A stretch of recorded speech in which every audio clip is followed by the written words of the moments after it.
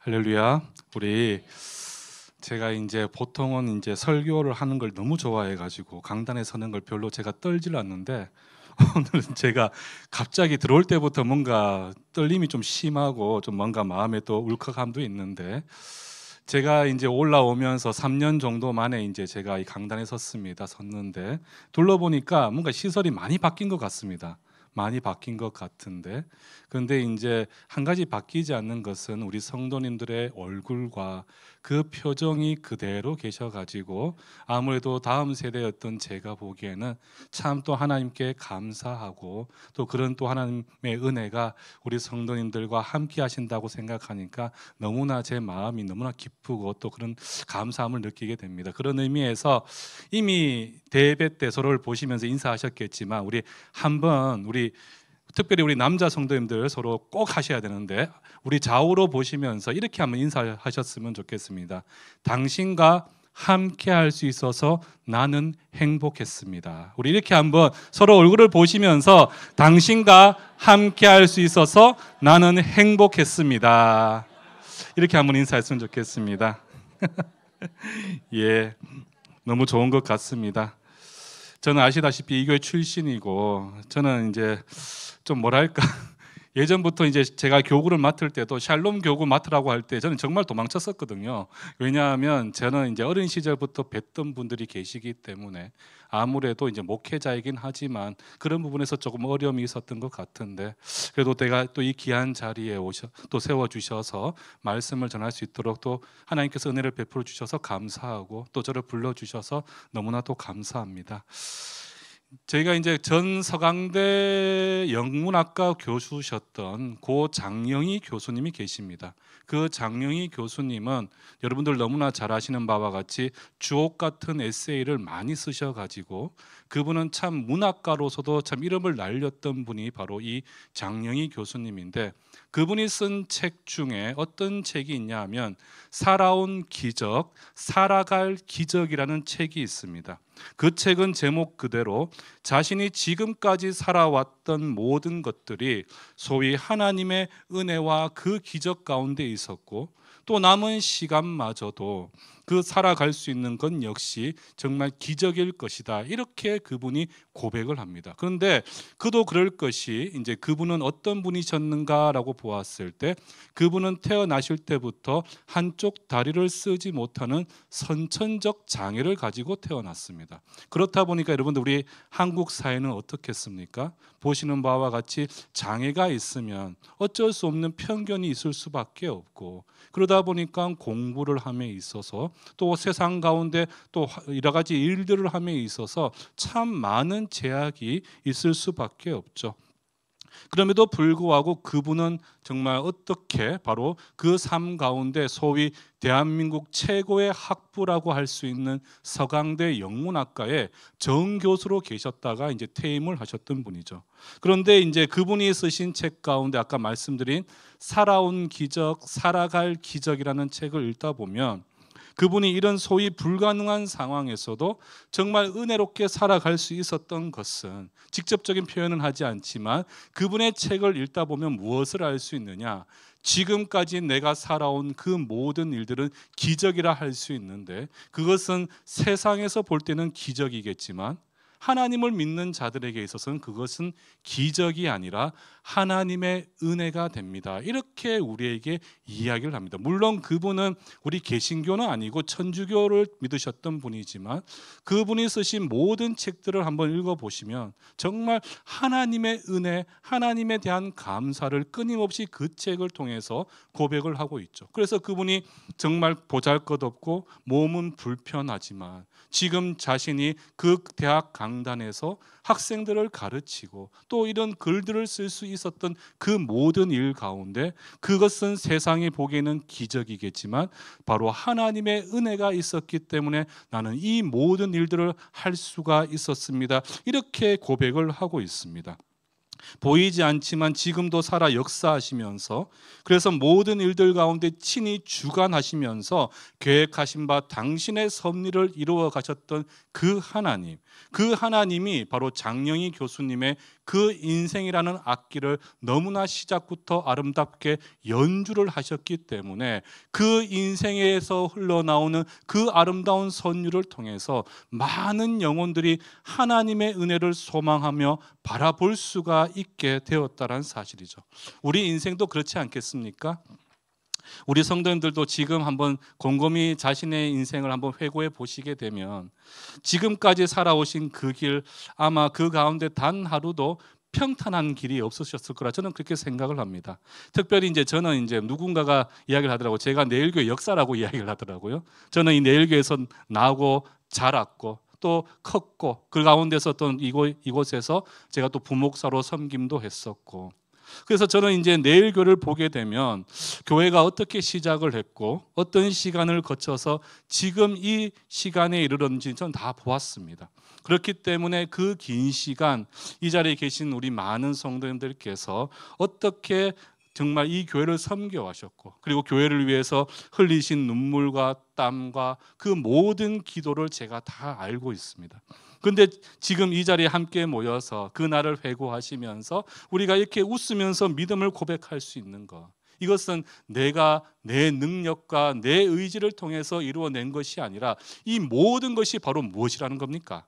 하나님의 은혜였다는 사실이죠. 하나님의 은혜가 우리 성도님들 각자의 그 인생을 아름답게 연주해 주셨고 그 연주가 하모니를 이룰 수 있었기 때문에 지금의 내일교회가 은혜 가운데 세워질 수가 있었다는 사실입니다. 그래서 저는 오늘 제목을 여기 안 뜨는데요. 살아갈 기적, 살아온 기적, 살아갈 기적이 아니라 저는 살아온 은혜 그리고 살아갈 은혜, 이렇게 제가 제목을 한번 만들어 봤습니다. 그런데 이런 하나님의 은혜, 그래서 나를 향한 은혜를 베푸신 하나님은 누구이신가 우리가 알고 있어야 되겠죠. 그리고 그분은 지금까지 나를 위해서 무엇을 하셨고 또 무엇을 예비하셨는가, 이 사실을 가장 선명하게 보여주고 있는 성경의 본문이 바로 무엇이냐, 우리가 다 읽지는 않았지만 바로 시편 136편의 말씀이 됩니다. 그래서 2절을 보시게 되면 뭐라고 이야기를 하느냐, 이렇게 고백을 하고 있죠. 신들 중에 뛰어나신 하나님. 그러니까 하나님은 누구이신가라는 그러한 고백 가운데 시편 기자는 뭐라고 답을 하고 있습니까? 그분은 바로 신들 중에 뛰어난 하나님이 되신다, 이렇게 지금 우리에게 말씀을 합니다. 그러면서 5절로 9절까지를 통해서 하나님은 무엇을 하셨는가라고 보았을 때 지혜로 세상을 창조하신 분, 그리고 지금도 모든 만물을 친히 주관하고 계신 분이 바로 누구시냐, 우리의 여호와 하나님이 되신다, 이렇게 말씀을 하고 있죠. 그리고 지금도 우리 모든 성도님들, 이 자리에 함께하고 계시는 그 성도님들의 모든 상황, 그러니까 내가 처해 있는 현실과 내가 직면한 수많은 삶의 문제들을 다 알고 계시면서 그분의 섭리 안에서 모든 나아갈 길을 예비하고 계시면서 친히 인도하고 계신 분이 바로 누구시냐, 우리의 하나님이 되신다라는 사실입니다. 한번 우리 성도님도 한번 생각해 보십시오. 지난 날을 우리가 찬찬히 회고해 보면 참 우리가 가시밭길이었지 않습니까? 그리고 때로는 넘어질 때도 있고 우리가 정말 우리의 힘으로 감당치 못하는 수많은 삶의 문제 앞에 직면할 때가 있죠. 그래서 우리의 인생길을 우리는 어디에 비유합니까? 바로 광야길에 비유합니다. 광야길. 그런데 광야길은 어떻습니까? 먹을 음식도 없고 마실 물도 없고 그 모든 변하는 그 상황 가운데 우리의 힘으로는 그 상황을 이겨낼 수가 없는 그런 길을 우리가 걸어왔죠. 그러나 그 길 가운데 지금 내가 이 자리에 앉아서 정말 하나님을 찬양하고 송축할 수 있는 그 이유는 그 모든 광야길 가운데 구름 기둥, 불 기둥으로 우리를 선하게 이끌어 주신 분이 계신다라는 사실입니다. 근데 그분이 바로 누구시냐? 우리의 힘과 능으로 그 길을 걸어온 것이 아니라 우리 성도님들을 지금 이 자리에 있게 하신 분은 바로 우리의 하나님이 되신다는 거죠. 하나님의 섭리, 그 섭리라는 것은 다른 게 아닙니다. 하나님의 거룩한 뜻, 택함 받은 백성들을 향해 하나님이 만들어 가시고 이루어 가시고자 하는 하나님의 거룩한 계획, 그것이 바로 섭리라고 보았을 때, 그렇다면 그분은 우리에게 무엇을 베풀어 주셨는가라고 보았을 때 그 광야길을 은혜 가운데 이끌어 주신 분이 바로 우리의 하나님이라는 사실이죠. 저는 여러분들이 그 사실에 아멘으로 고백할 수 있기를 주님의 이름으로 축원합니다. 정말 우리 한번 인생을 생각해 보면 내 원대로 살아보신 분 없잖아요, 그렇죠? 우리 이 자리에 계신 분들은 일제 치하에서 또 6.25 동란과 또 산업화 과정 가운데 나를 희생해서 가족을 위해서 살았던 분들이 이 자리에 계신 분들이잖아요. 그 가운데 우리가 얼마나 힘들었겠습니까? 걸어가다 넘어질 때도 있고 풀뿌리에 돌뿌리에 넘어져 엎어질 때도 있지만 참 감사한 것은 시편 37편 24절 말씀에 보게 되면 우리가 그 길을 가나 넘어질 때는 있지만 완전히 엎어지지 않으면 누구의 은혜라고 하시느냐? 하나님께서 우리를 그 손에 붙들어서 이렇게 세워주시는 그 은혜가 우리에게 주어져 있다는 거예요. 그래서 우리 성도님들 지금까지 걸어올 수 있었던 길도 지금까지 살아온 것도 기적이 아니라 우리 하나님의 놀라운 계획과 뜻 아래에서 우리 성도님들을 향한 그 사랑과 은혜가 지금도 여전히 주어져 있음을 우리가 알 수가 있습니다. 그런데 우리의 원대로 살아보지 못했지만 그러면 우리 성도님들이 이렇게 질문할 수가 있겠죠. 아니 목사님 진짜 나는 내가 하고 싶은 걸 못 해봤어요. 나는 우리 가족을 위해서 내 한 몸 내가 희생하면서 살았습니다. 그러다 보니까 다른 사람들은 참 평탄한 길을 걸었던 것 같은데 나는 그런 길을 걷지 못했기 때문에 혹여나 다른 사람에 비해서 나를 좀 미워하시는 거 아닙니까? 또 이런 질문을 가질 수가 있지 않겠습니까? 오늘날 우리 젊은 청년들을 보면 참 안타까운 게 비교라는 것을 너무나 많이 하는 것 같아요. 비교라는 것. 그냥 하나님께서 나를 아름답게 빚은 하나의 작품으로 생각하면 되는데 어느 순간부터 우리의 시선이 자꾸 좌우를 훑어볼 수밖에 없게 되고 그리고 다른 누군가와 비교할 수밖에 없다는 거죠. 예전에 이제 제가 섬겼던 또 인천에 또 지금도 멘토 같은 역할을 하고 있는 친구들이 있는데 그 친구들 중에 한 친구는 정말 청년 때 탁월한 인재였습니다. 인재. 그리고 누구보다도 열심히 교회를 섬겼고 또 중직자의 자녀이다 보니까 정말 공부를 해야 될 타임에도 열심히 다해 교회에 나와서 섬기게 되었죠. 그런데 그 섬기는 과정 가운데 참 그가 어려움을 겪게 된 게 언제냐? 취업을 앞두고 있을 때. 자신은 정말 하나님을 사랑해서 교회의 모든 것을 쏟아냈는데 정작 세상에 향해 발을 내디려고 하니까 정말 세상과 경쟁이 되지를 않는다는 거예요. 그래서 교회에서 늘 자신은 주위를 둘러보면서 항상 비교의식에 빠질 수 없어가지고 절망하고 낙심했던 친구도 있습니다. 물론 그 이후에 또 하나님께서 그 마음을 위로해 주셔가지고 회복의 은혜를 베풀어 주셨지만 참 우리는 비교할 수밖에 없습니다. 내 인생 정말 또 우리가 어떻게 보면 큰 평수 집을 비교할 수도 있고 차를 비교할 수도 있고 여러 가지 많은 것들을 비교할 수밖에 없는 그런 시대를 살아가고 있죠. 그런데 그러다 보니까 우리 마음에는 한켠에 하나님은 나를 미워하시는 거 아닌가? 하나님은 나를 사랑하신다고 하시고 나를 위해 십자가에서 죽기까지 사랑하셨다고 하는데 그 사랑에 조금 뭔가 차별이 있지 않을까? 이런 생각을 우리가 가질 수가 있다는 거예요. 그런데 우리 하나님은 어떤 분이신가라고 보았을 때 10절과 15절에 보시게 되면 시편 기자는 이스라엘을 출애굽시켜 주신 하나님의 은혜를 상기시키면서 무엇을 말씀하고 있느냐? 하나님은 누구이신가라는 이 질문에 그분은 바로 나를 구원하신 바로 나의 하나님이 되십니다. 이렇게 믿음을 고백하고 있습니다. 그러니까 여러분들이 기억하셔야 돼요. 우리 인생에서 참 내가 세상 가운데 성공하고 내가 세상 가운데 많은 것을 누릴 수 있는 것도 축복이 되겠지만 믿는 자에게 있어서 이 복이라는 것은 단 하나밖에 없습니다. 그 축복과 하나님의 은혜는 바로 무엇이냐? 죽을 수밖에 없는 죄인을 십자가의 보혈의 은혜로 나를 구원하신 그 구원의 은혜, 그것이 바로 우리 인생의 가장 큰 축복이 된다라는 사실이죠. 지금 10절에서 15절까지 말씀을 보시게 되면 바로 이스라엘을 출애굽시켜 주신 하나님의 은혜를 이야기하면서 결국 우리에게 무엇인가를 이야기하느냐?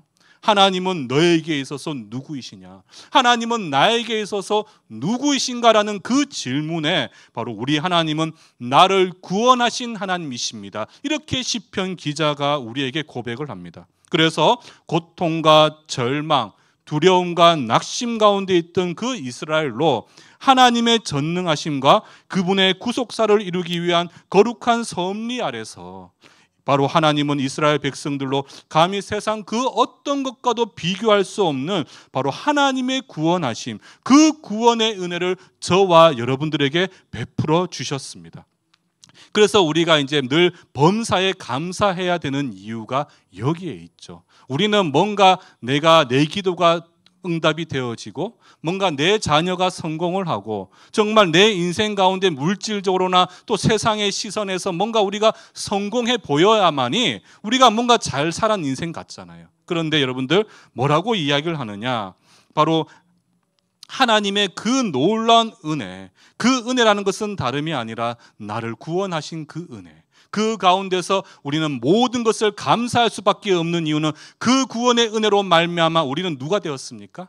바로 제가 오늘도 전 아침에 설교를 하고 왔는데 제가 오늘 아침 설교 제목이 그리스도인이라는 이름의 무게에 대해서 제가 이야기를 했어요. 그런데 결국 우리가 그 하나님의 은혜로 말미암아 나를 위해 죽기까지 사랑하신 그 십자가 보혈의 은혜로 말미암아 우리는 누가 되었느냐? 우리는 하나님의 거룩한 자녀가 되었습니다. 그렇기 때문에 내가 처한 모든 현실과 상황 가운데 비록 우리가 두려워하나 낙심하고 절망하지 않는 이유가 무엇이겠습니까? 그 모든 상황 가운데 그 문제를 풀어가실 분은 우리가 아니라 누가 되시겠습니까?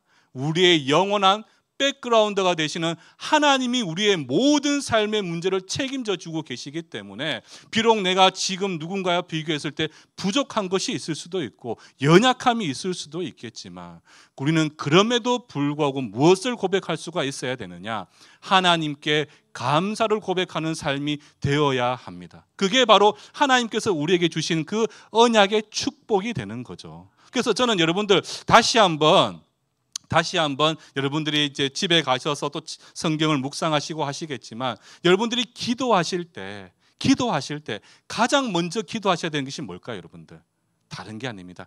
하나님을 향한 감사를 고백하는 것. 참 보잘것없고 우리 이간년 목사님이 항상 은혜라는 단어를 정의 내리실 때 어떻게 합니까?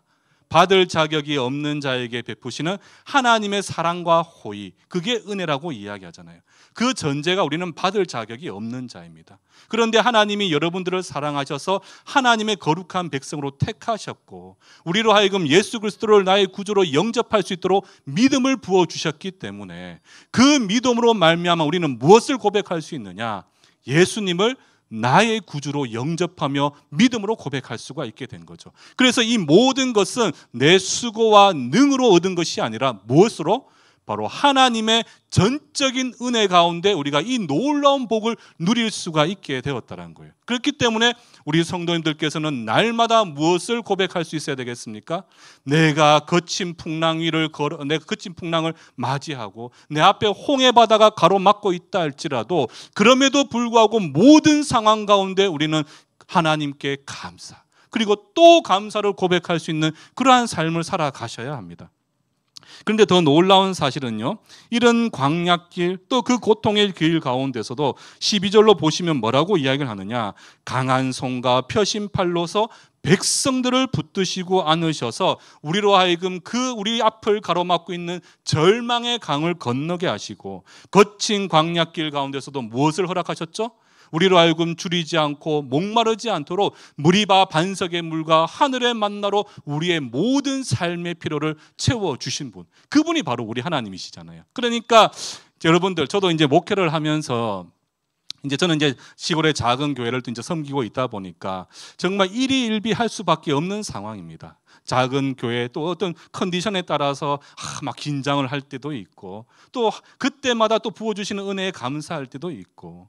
그런데 여러분들, 참 감사한 것은 저는 이 설교가 어떻게 보면 저의 설교도 될 것 같아요. 지난 3년의 담임 목회 가운데 제가 걸어온 그 길은 참 가시밭길 같았고 참 내 힘으로는 그 길을 걸어갈 수 있을까 정말 여러 가지 고민이 많이 남아 있었는데, 그런데 제가 지금 와서 또 그 비록 짧은 시간이지만 3년의 시간을 돌아보게 되면 그 단 한순간도 하나님의 은혜가 아니었던 적이 없었던 것 같아요. 필요한 우리의 재정을 하나님께서는 정말 생각지도 못한 방법으로 다 채워주셨고, 또 일할 일꾼이 없어서 기도할 때 정말 하나님의 방식대로 우리에게 일꾼들을 보내주셔서, 잘 모르시겠지만 뭐 잠깐 자랑을 하자면 우리 충성교회 제가 부임을 할 때 주일학교가 4년간 멈춰 있었습니다. 제가 부임을 하니까 우리 아이 포함해서 4명만이 유초등부 학생이었어요. 그런데 지금은 이제 한 36명 정도 지금 성장을 했고, 중고등부도 우리 양혜선 목사님이 지금 섬기고 있는데 그래도 이제 어느 정도 성장을 하고 있어요. 그런데 그 모든 순간들이 어떻게 보면 내가 잘했다, 우리가 수고했다 그렇게 생각할 수 있지만, 아무리 생각해도 돌이켜 보게 되면 모든 상황 가운데 개입하고 간섭하신 분은 바로 누구시라는 겁니까? 하나님이 하셨다는 거예요. 그러니까 우리 성도님들도 지금까지 살아온 모든 순간, 그 매 순간이 하나님의 은혜가 아니었던 적이 없었고, 그래서 우리는 살아온 그 모든 시간들이 하나님의 은혜라고 고백할 수 있는 믿음을 우리는 가지고 있다는 거예요. 저는 우리 성도님들 참 힘들고 어려운 길을 많이 보내셨지만, 또 우리가 또 살아가실래, 우리 다들 백수하실 거잖아요, 그렇죠? 그렇게 오래 왜 그렇게 표정이 안 좋아지십니까? 물론 우리가 하나님 품에 본향에 돌아가길 원하지만 또 하나님께서 불러주셔야 가는데, 저는 그 긴 시간 동안 지금까지 함께 하셨던 그 하나님의 은혜가 이후에도 우리 성도님들 삶 가운데 살아갈 기적이 된다면, 저는 어떤 그 상황에서도 저는 별로 걱정하거나 염려는 안 될 것 같습니다. 그렇지 않습니까, 여러분들? 우리 성도님들께서 지금 얼마나 큰 우리가 풍랑을 다 거쳐왔고 얼마나 우리가 힘들게 오셨습니까? 그럼에도 불구하고 지금 이 자리에 있게 하신 하나님께서 우리 성도님들 살아갈 기적을 만들어 주시게 된다면, 여러분들, 그래서 저는 여러분들께 다시 한번 말씀을 드리지만, 모든 것이 하나님의 은혜, 그래서 우리는 항상 그 입술로 감사를 고백하는 삶을 살아갈 수가 있게 됩니다. 자, 그런데 여러분들, 지금까지 살아온 것에 대해서는 다 감사하죠. 살아온 것은 감사합니다. 그런데 이제 고민해야 될 것은 뭐겠습니까, 여러분들? 어떻게 살아갈 것인가? 여러분들 고민되지 않겠습니까? 이제 저는 나이가 원래 50인데 우리 큰 애가 이제 10살입니다. 10살. 그 둘째가 6살입니다. 6살. 이제 제 동기들 친구들 보면 다 대학교 들어가고, 어떤 친구는 이제 뭐 결혼한다고 청첩장 보내고 있는데, 제가 속이 타겠습니까, 안 타겠습니까? 제가 타요, 타. 이제 저희 부모님도 연로하셔가지고 제 아이가 3학년인데 그 동네에서 덩치가 제일 크거든요. 그러니까 안아줄 수도 없고 놀아줄 수도 없고, 솔직히 저도 버겁거든요. 그런데 이제 그 아이들을 보게 되면 정말 저 올해 열심히 건강하게 살아야 되거든요. 그런데 그 아이들을 보면서, 우리 아이들을 보면서 정말 오래 살아야긴 살아야 되고 건강하게 살아야 되는데, 어떻게 사는 것이 참 어떻게 행복일까? 내가 그 삶을 개척하고 만들어갈 수 있을까? 막 이런 고민을 던질 때가 있습니다. 그런데 오늘 말씀을 보시게 되면 우리 하나님께서는 무엇을 이야기하고 계시느냐? 바로 21절과 22절에 보시게 되면 정확하게 두 가지로 우리가 살아갈 기절을 어떻게 만들어 가실지를 말씀해 주고 계시죠. 그래서 두 단어를 이야기하게 되면 땅과 기업을 이야기하고 있습니다. 땅과 기업. 그러니까 21절과 22절에 보시게 되면 땅과 기업을 우리에게 약속해 주고 계신다는 거예요. 그런데 여러분들, 엄밀히 따지면 이 믿는 자에게 이 땅과 기업은 이미 주어진 것입니다. 그렇지 않습니까? 땅과 기업은 이미 주어진 것이에요. 그런데 왜 이 은혜가 우리가 살아갈 기적이 되는 것인가? 여러분, 성경에서 땅이라면 어떤 의미겠습니까?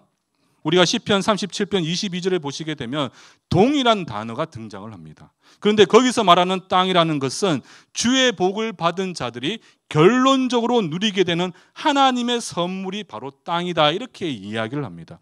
그리고 신약적 의미를 살펴보게 되면 온유한 자가 얻게 되는 복의 실제적인 모양이 바로 무엇이냐?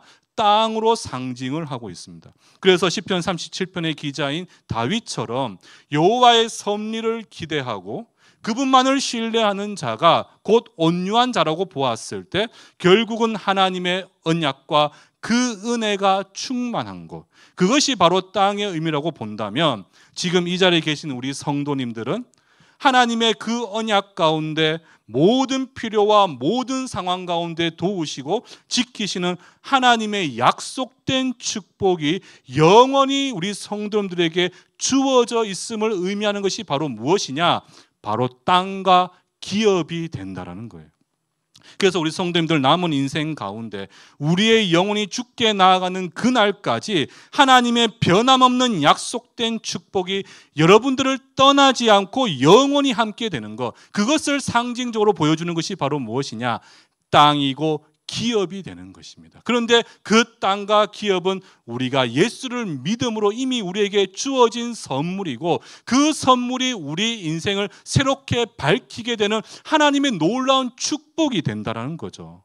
그래서 오늘 우리가 읽으셨겠지만 1절 말씀에 보게 되면 이제 결론이라 볼 수가 있는데, 그렇게 우리에게 축복을 주시고 살아온 모든 날 나에게 은혜를 베푸셨고 또 살아갈 모든 시간들을 축복하시는 그 이유가 무엇인고라고 보았을 때 1절 말씀, 우리 다시 한번 성경책을 펴셔가지고 우리 1절 말씀만 다시 한번 우리 함께 한번 읽어보도록 하겠습니다. 1절 말씀 함께 읽겠습니다. 시작. 여호와께 감사하라. 그는 선하시며 그 인자하심이 영원함이로다. 아멘. 그 인자하심이 영원함이로다. 여기서 인자하심이라는 것은 또 다른 말로 인내하심입니다. 인내. 그런데 인내하심은 어떤 뜻인고 하니 하나님의 약속, 그 하나님의 언약 가운데 변함없는 하나님의 사랑이 바로 무엇이냐? 바로 인자하심입니다. 인자하심. 그런데 그 인자하심 보십시오. 뭐라고 합니까? 여호와께 감사해라. 별로 감사할 일도 없는 것 같은데 왜 우리로 하여금 감사를 강요하시나 보았더니 뭐라고 말씀하고 계시느냐? 바로 그는 선하시며, 그 선함의 그 대상은 누구겠습니까? 저와 여러분들이죠. 그런데 그는 선하시며 그 인자하심이 영원하시다. 그러니까 당신의 백성으로 택한 그 자녀들을 향한 하나님의 약속 가운데 변함없는 그 사랑이 영원히 누구에게 주어져 있느냐? 바로 이 자리에 계신 저와 우리 성도님들에게 이 놀라운 약속이 축복되어져 있습니다. 그렇기 때문에 바로 그 인자하심의 어떻게 보면 실제적인 모양인 땅과 기업으로 우리에게 축복하시며, 우리가 나아가는 그 인생길뿐만 아니라 우리 성도님들의 자녀에 나가는 그 모든 길 가운데서도 하나님은 시온의 대로를 열어주시고 등불과 같이 우리가 걸어가는 모든 길 가운데 하나님이 축복으로 우리를 선하게 이끌어 주신다. 그렇기 때문에 우리는 지금까지 살아온 것도 기적이겠지만 그 이후의 삶은 하나님의 이 인내하심으로 말미암아 영원한 사랑으로 우리는 그 놀라운 기적을 꿈꾸며 소망하며 살아갈 수가 있게 됩니다. 말씀을 마무리하면서요, 저는 우리 성도님들께서, 저는 어릴 때부터 봤잖아요. 어릴 때부터 배웠고 또 우리 성도님들이 어떻게 이 교회를 위해 눈물 흘리셨고 또 기도하셨고 저는 어떻게 섬기셨는 것까지 저는 다 기억합니다.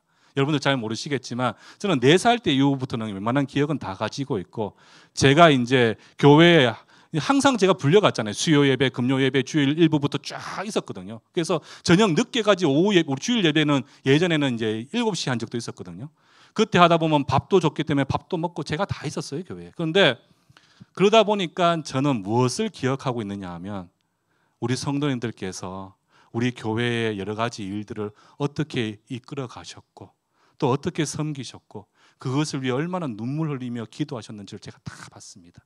다 봤기 때문에 저는 그 모습을 보면서 정말 하나님의 공의와 정의가 살아있다면 저는 우리 성도님들 지금까지 베푸셨던 그 은혜가 더 크고 풍성한 은혜로 우리 성도님들의 삶을 밝혀주실 것이라 저는 그렇게 믿어 의심치를 않아요. 그래서 저는 우리 성도님들 세상 나가게 되면 좀 나보다 더 탁월하신 분들도 계시겠지만 저는 우리 성도님들께서 적어도 세상 앞에서 또 우리 성도들 사이에서 서로를 바라보면서 정말 뿌듯한 자부심을 좀 가지셨으면 좋겠습니다.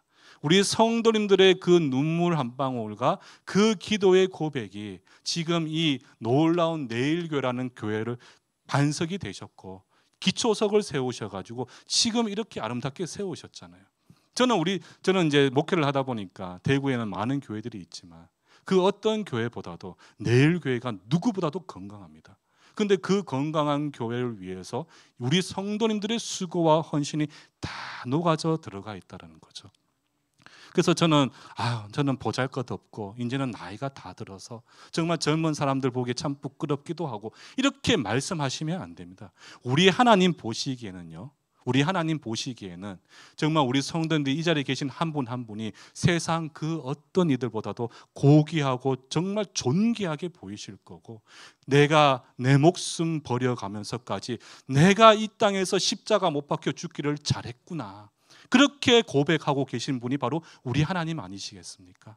그래서 저는 여러분들이 어디 나가서 당당하게 나는 내일교회 샬롬 교구입니다, 나는 내일교회를 위해서 눈물로 기도의 반석을 세운 나는 하나님의 종이고 하나님의 백성입니다, 나는 지금까지 나를 살아오게 하신 하나님의 기적 가운데 또 살아갈 기적을 베푸실 하나님을 소망합니다. 그렇게 당당하게 세상 가운데 우리 성도님들은 자신들을 밝힐 수 있는 그런 자격이 있다고 저는 그렇게 생각을 합니다.